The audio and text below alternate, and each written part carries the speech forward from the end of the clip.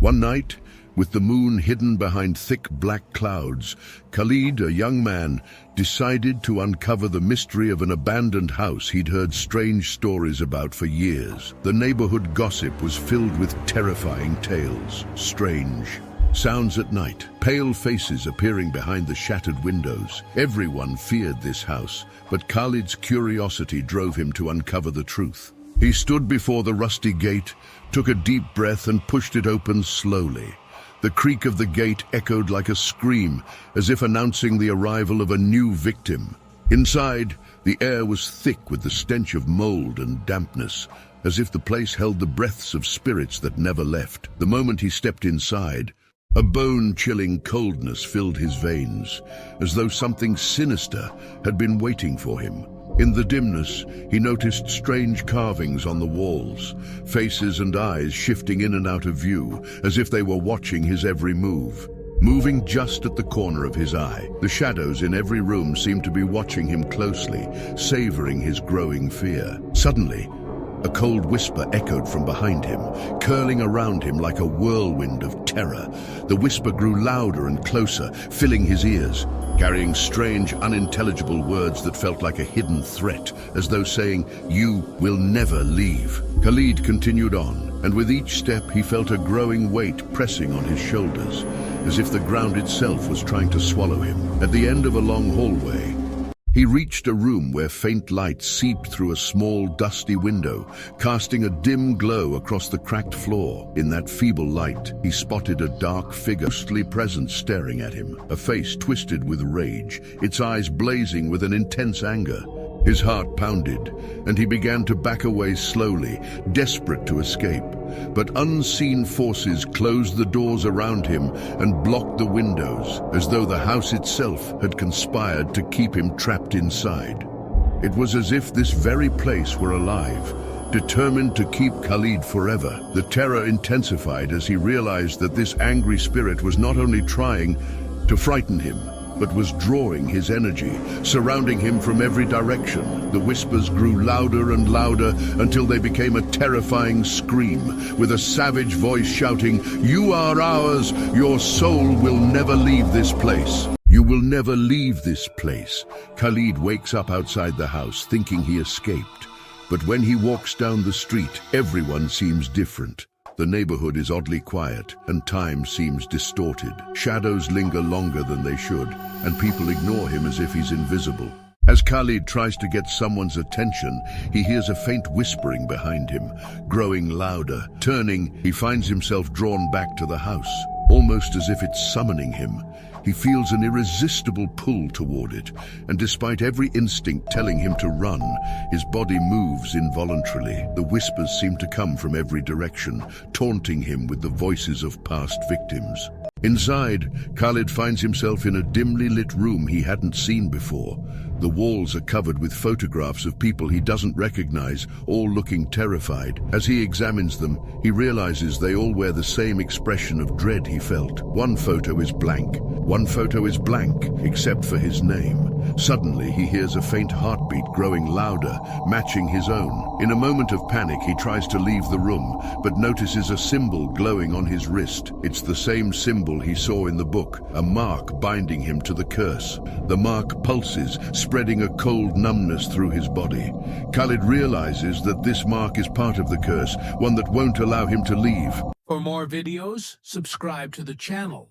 Suddenly, a dark figure appears in the corner of the room, slowly stepping out of the shadows. Its face is twisted in anger, and its eyes burn with a sinister glow. The figure speaks in a deep, chilling voice, warning Khalid that he has inherited the curse. Every failed attempt to escape will bring him closer to becoming part of the house itself. Khalid tries to plead, but the spirit vanishes, leaving him in silence. Khalid tries once more to escape, but every exit leads him back to the same room. The mark on his wrist glows brighter with each attempt, and a whisper fills the room saying, "You are bound. Only one path remains." Realizing that the basement may hold answers, he heads back down the stairs, though he senses an ever-growing presence following him. In the basement, Khalid discovers a hidden crypt filled with symbols and an altar covered in strange objects. In the darkness, shadows move around him and he hears faint, sorrowful cries. Khalid realizes these are the trapped souls of those who came before him. The voices grow louder, warning him to leave while he can. Yet, the shadows close in around him, whispering that he must complete the ritual to break the curse, or be consumed by it. As he begins the ritual, the shadows begin pulling Khalid toward the altar. Just before everything fades to black, he screams, and then silence.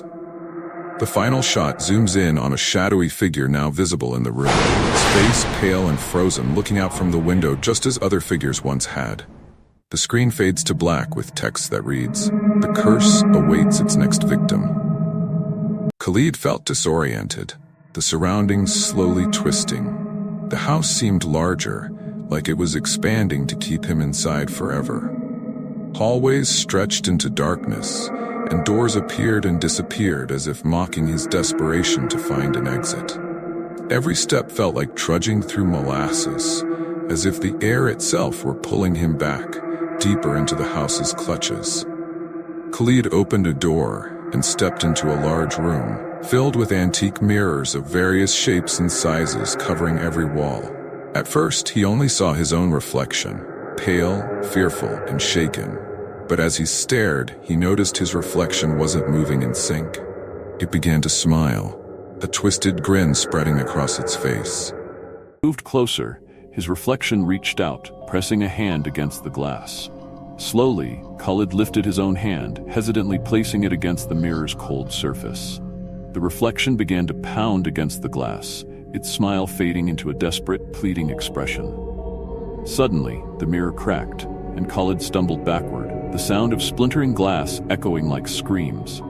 Trying to escape the mirror room, Khalid dashed down a spiral staircase that seemed to stretch forever, descending deeper into the house's depths. The lights dimmed as he descended, the air thickening with each step.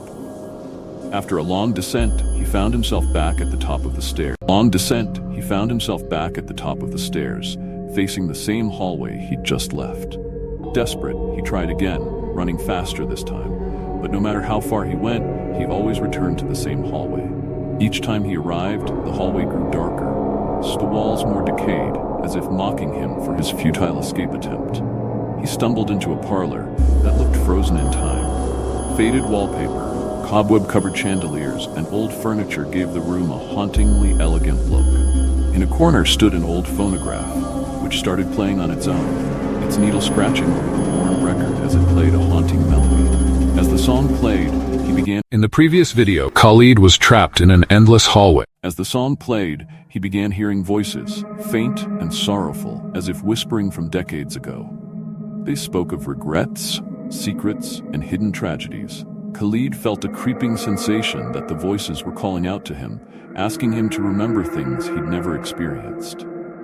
A chilling thought entered his mind. Had he been here before, in another life? The voices led him to a grand hall lined with framed portraits. Each face in the paintings was twisted in agony, eyes hollow and accusing. As he walked past, he felt a burning gaze from each portrait following him. The room seemed to grow colder with each step. When he stopped to examine a portrait closely, he felt a sudden wave of familiarity. The portrait bore an uncanny resemblance to himself. Dressed in clothing from another era, his own face twisted in a grim expression. Underneath the painting was a plaque that read, "The Last Victim." Khalid discovered a hidden door in the hall, leading down into a damp, eerie crypt. He descended and found himself in a room with strange symbols etched into the stone walls. It was a chamber of broken time, with antique clocks lining the walls, each frozen at a different hour. As he entered, the clocks all started ticking in unison, their hands moving backward. He felt reality shift, his memories fading as if the past were erasing him. He tried to leave, but found himself slipping between memories, flashes of his life outside the house, blurred images of his family and friends fading, leaving only the house in his mind. He felt the crushing weight of loneliness, as though he were losing his identity, becoming a part of the house itself. Khalid trapped in the crypt, clocks ticking backward, his face contorted in despair as his memories fade away. Now barely conscious of who he was, Khalid returned to the main room. But this time, the house was completely dark. He was surrounded by shadows that seemed to pulse and move, creeping toward him, swallowing every bit of light. He could feel something breathing in the darkness, watching him, studying him like prey. The darkness coiled around him, cold and suffocating, voices from the past victims calling his name, whispering for him to join them. Desperation and fear gripped him, and he screamed, but no sound came out. Only the silence of 1,000 trapped souls echoing around him. Khalid awoke, his memories wiped clean. He found himself in the same abandoned house, but as if he'd never left.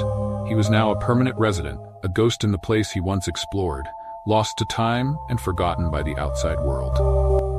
He would spend eternity reliving his fate, forever trapped, becoming another haunting presence for the next curious soul. Khalid gazing out a shattered window, looking hauntingly similar to the pale faces he had once heard about. His reflection in the glass wasn't his own, it was the face of another young man, someone who looked eerily familiar to him, standing outside the gate, curiosity sparking in his eyes.